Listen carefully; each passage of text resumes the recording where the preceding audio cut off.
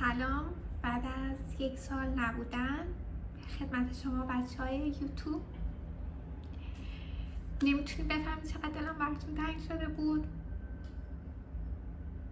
میتونم همین الان گریه کنم. واقعا خیلی خیلی دلم براتون تنگ شده بود. الان فکر کنم دیگه واقعا بعد از 1 ساله اومدم دارم براتون ویدیو میگیرم. اینم چون خیلی دیدم هنوز برام کامنت میذاری مهسا کجایی، خوبی، بیا یه چیزی بذار. دیگه گفتم باید بیام یه ویدیو بذارم، تقریبا خیلی مختصر بهتون بگم چرا من اصلا 1 سال نبودم، بعد اصلا چی شد. حالا اگه گریه نداریم، داستان از این قراره که من مهاجرت کردم، الان دبی زندگی میکنم و یه دونه از دلایلی که اصلا نبودم این داستان مهاجرتم بود. یه تایمی میومدیم برام کامنت میذاشی مهسا کجایی، چرا ویدیو نمیذاری؟ گفتم بابا زود میام و این داستانا. هیچ وقت فکرشو نمیکردم اینقدر این پروسه طولانی بشه که بشه 1 سال و من نباشم کنارتون.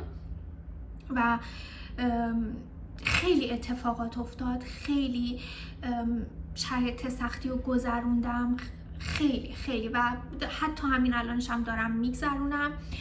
به خاطر همین خیلی چیزا دست به دستم داد که من نباشم و ویدیو نذارم. خودم فکر میکردم که یه سری کارامو اینجا انجام بدم برگردم میتونم براتون محتوا بذارم تا دیگه کامل بخوام بیام اینجا این داستانا، ولی خیلی اتفاقات افتاد که اصلا نشد اونجوری که میخوام. و متاسفانه اون تایمی که من تمام کارم کرده بودم که بیام دیماه شد و اتفاقاتی که خودتون میدونید توی کشور، جنگ و این داستانا، من دقیقاً خوردم به همون داستان و دیماه اومدم دبی و واقعیتش خیلی شرایط برام به هم ریخته شد، خیلی خیلی، هم از لحاظ روحی. خود مهاجرت یه داستان خیلی سخته.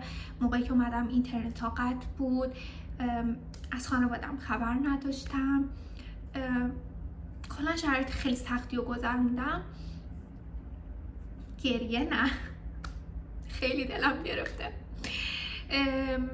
اینترنت ها قطع بود، استرسی که اینجا داشتم، شرایط کاری که برام به هم ریخت، مهاجرتم و دیگه فکر کنم خودتون بدونید من اصلا تو چه شرایطی بودم و واقعیتش اصلا شرایط برام نرمال نبود که بخوام فعالیت کنم، با اینکه خیلی منتظر بودم بیام اینجا فعالیت کنم و استارت کنم، ولی اصلا شرایط خوب نبود، همچنانم نیست، ولی دیگه مجبورا ادامه میدم. ولی یه دونه از دلایل دیگرم که بهتون بگم این بودش که من خیلی وقت بود که کانالم مانتایز شده بود و به درآمد رسیده بود، ولی منتظر بودم که بیام اینجا اقامتم بگیرم، کارهای اقامتم انجام بدم که بتونم درآمدم به حساب خودم بس کنم، نخوام با شرکت واسطه و اینا کار کنم. اینم که اومدم اینجا هر چقدر که سعی کردم ادسنس بسازم و این داستانا نشد. نمیدونم چه مشکلی داره، نمیدونم حالا من اشتباه انجام دادم یا هر چی، چون خودم انجام دادم و ادسنس هم بس نشد و همچنان کانال من درآمدی نداره برای من و رو هواه. ولی این هم یه دونه از دلایلی شد که دیگه واقعا من خیلی ناامید بشم. یعنی پرسه مهاجرتم بود، خورد توی دیماه و اتفاقات جنگ و قطعی نت و بیخبری از خانواده و چیزایی که خودتون میدونید به هم ریختگی شرایط کاریم و میتونم در واقعیت بگم که کارمو یه جورایی میشه گفت اصلا اونجوری که باید شاید برام اتفاق نیفتاد و اون چیزایی که براش برنامه‌ریزی کرده بودم نشد که بشه. کانالم هم که بس نشد. یعنی میتونم بگم که دیگه فکر کنم عذرم موجه باشه که چرا نبودم، ولی خیلی خیلی دلم براتون تنگ شده. خیلی دوست دارم بیام اینجا فعالیت کنم و اما دوست دارم بتونم کانالم و ادسنسش رو وصل کنم و بتونم درآمدش رو اوکی کنم، چون واقعا خودش یه دلگرمی میشه برام. ولی باز خیلی دوست دارم بیام اینجا کنار شما باشم، فعالیت کنم و محتوای قشنگ براتون بذارم. واقعیتش خیلی دوست داشتم علاوه بر اینکه حالا موکوانگ و اینا باشه، بیام حتی مثلا براتون یه روزای ولاگ بذارم، باهاتون حرف بزنم. نمیدونم، کلا من فضای یوتیوب رو خیلی دوست دارم نسبت به اینستا و واقعا شما رو اینجا خیلی دوست دارم و خیلی خیلی واقعا دلتنگتون بودم. انشالله که بشه دوباره بیام اینجا فعالیت کنم، کنارتون باشم و همین. خیلی دلم براتون تنگ شده، ببخشید اگه نیستم، ببخشید، فقط همین رو میتونم بگم. همین که اگه کنارم بمونید و همچنان تو کانال من باشید واقعا برای من یه دلگرمیه.